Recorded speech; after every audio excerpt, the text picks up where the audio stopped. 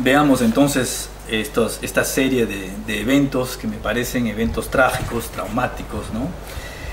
Durante los años 20, ¿no? El Perú fundó la Federación Peruana de Fútbol, se organizó la primera selección nacional y fue sede del campeonato sudamericano en 1927. En 1930 el Perú participó del Mundial de Uruguay, participó luego en 1936 de los Juegos Olímpicos en Berlín con un equipo muy sólido, muy interesante, ¿no? Y en 1939 se coronó como campeón sudamericano de fútbol, en 1939.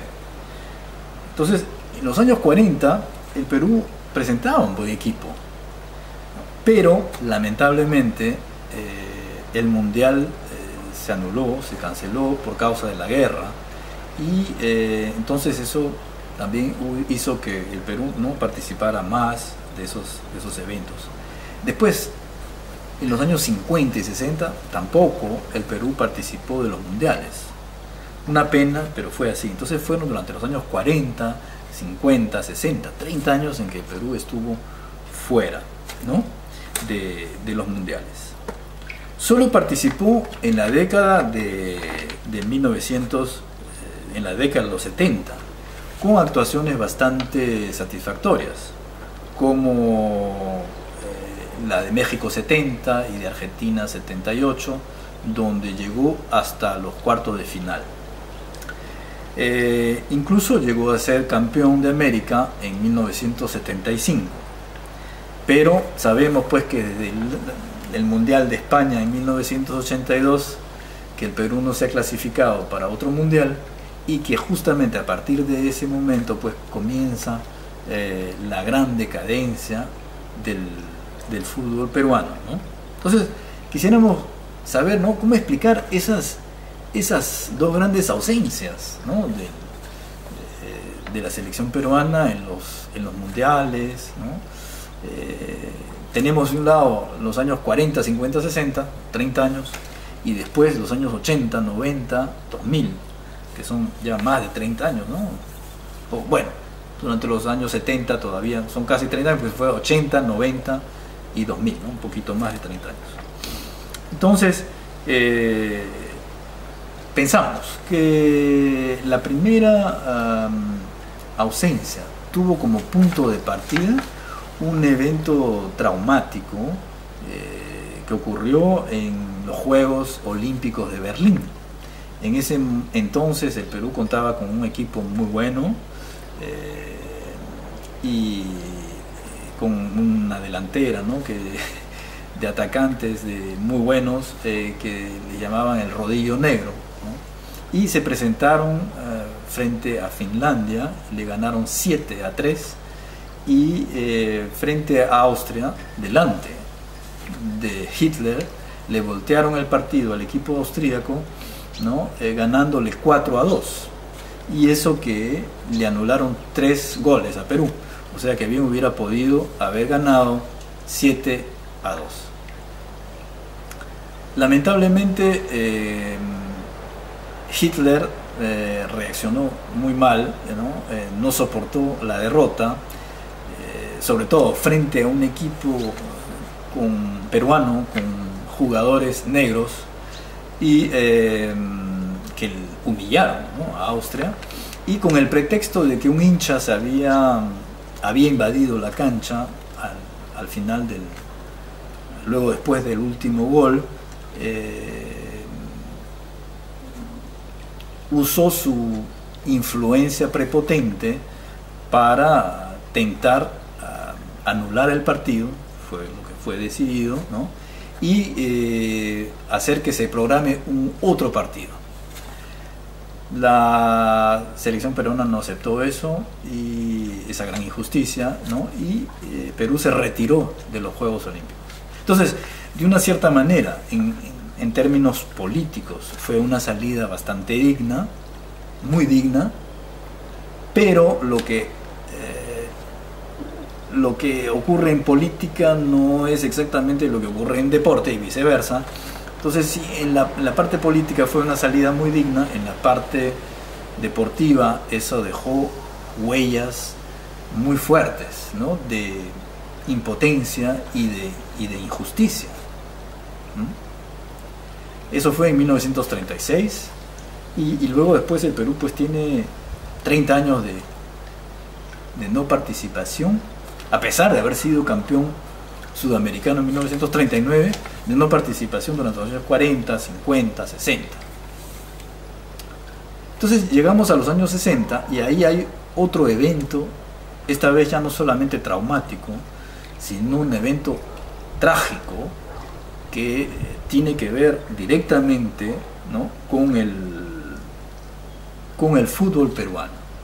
Justamente en mayo de 1964, el Perú debía obtener al menos un empate frente a Argentina para las eliminatorias de los Juegos Olímpicos de Japón.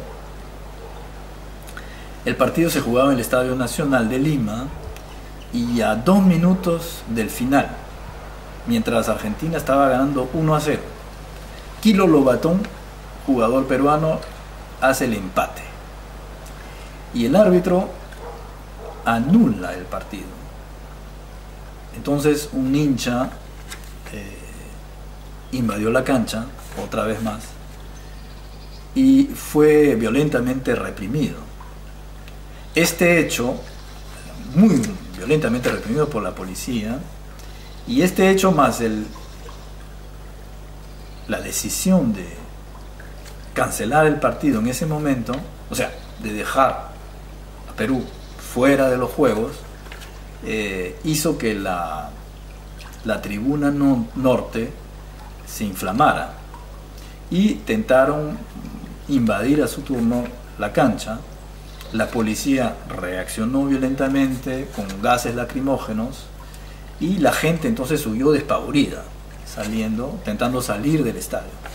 Pero muchos encontraron las puertas cerradas, porque habían cerrado las puertas de acceso o de salida del estadio para que la gente no se metiera en lo que se llamaba en ese entonces la segundilla, ¿no? O sea, en los últimos minutos de cada partido importante pues abrían las puertas y dejaban que gente entre a ver los últimos partidos gratis.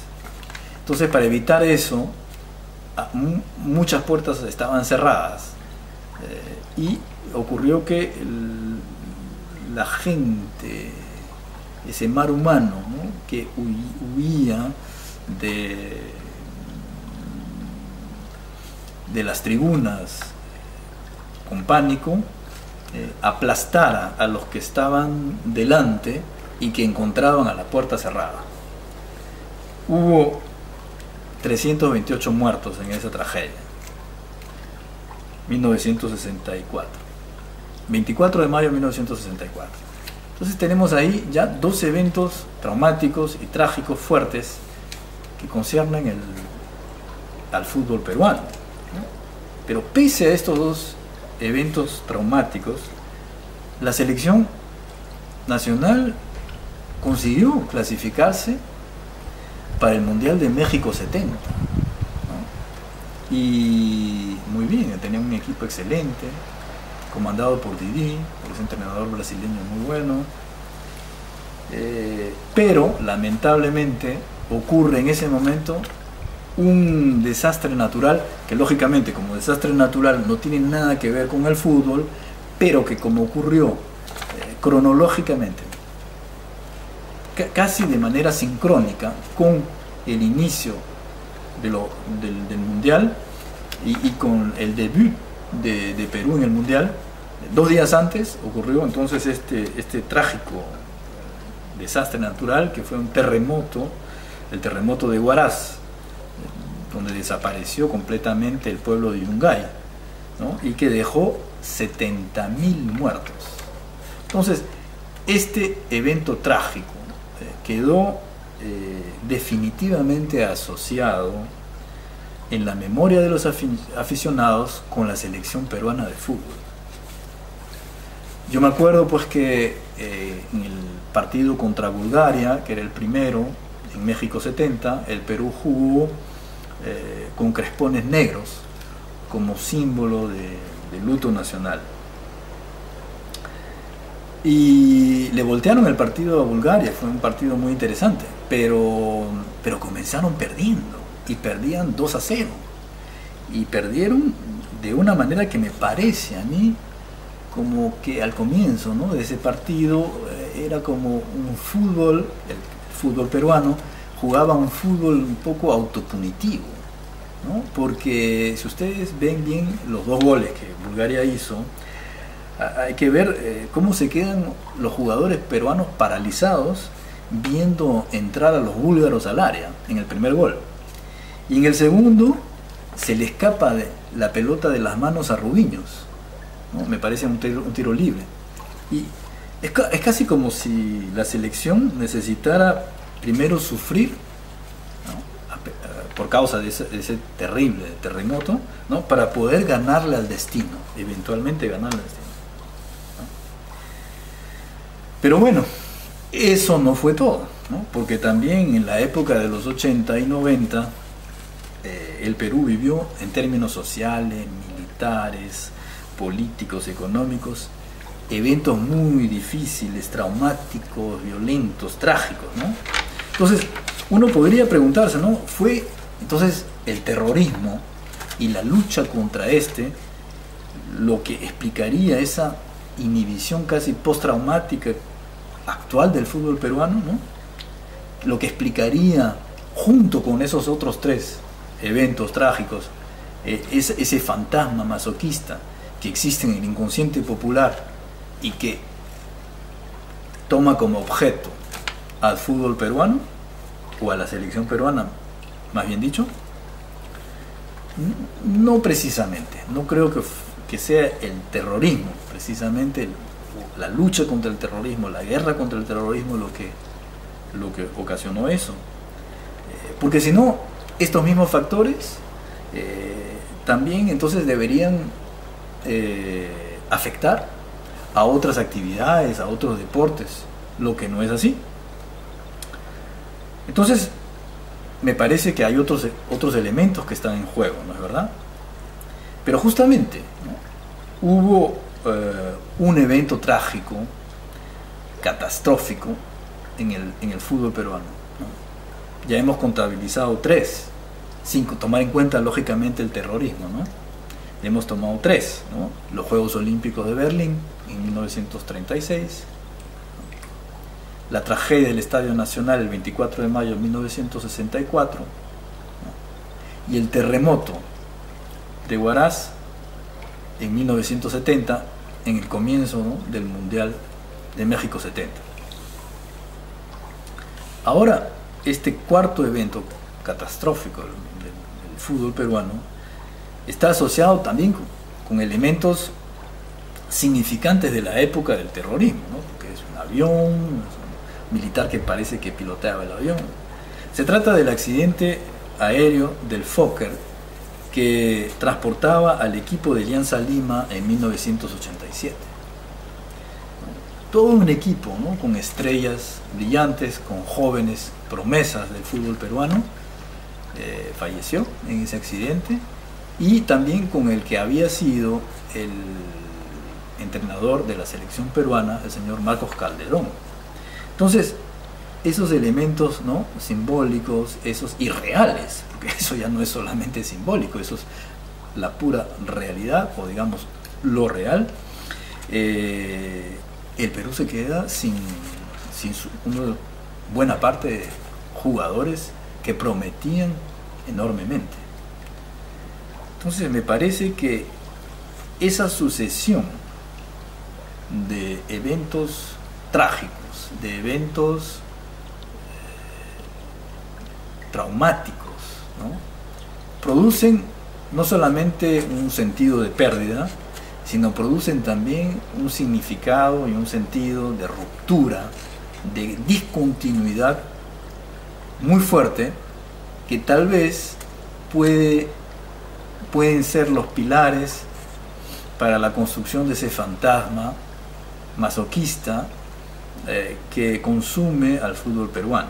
Y de qué manera se puede trabajar psicológicamente, si de serlo así, de qué manera podemos trabajar psicológicamente estas cuestiones, ¿no? Que también para un sujeto, para alguien individual, porque aquí estamos hablando de una cosa colectiva, ¿no? Que también puede ser una familia, que puede ser una empresa, que puede ser un grupo de trabajo, que puede ser un equipo de fútbol, ¿no? Aquí estamos hablando de una cosa colectiva, pero a veces también la psicología individual, ¿no? Un sujeto vive cosas así de eventos de pérdida y de eventos de ruptura, y que tiene que elaborar toda una serie de procesos psicológicos para poder superar estas cosas, ¿no? Pero tiene que pasar todas las etapas para poder superarlo bien, porque si uno se queda en unas etapas, en parte lo va a superar, pero no completamente, ¿no? Y eso es lo que me parece que la selección peruana está viviendo, está sufriendo, ¿no? O sea, de haber superado, digamos, a medias solamente, de haber superado en parte solamente estas cosas, pero no del todo, ¿no? Entonces me parece que hay otro trabajo psicológico que hacer para llegar a eso.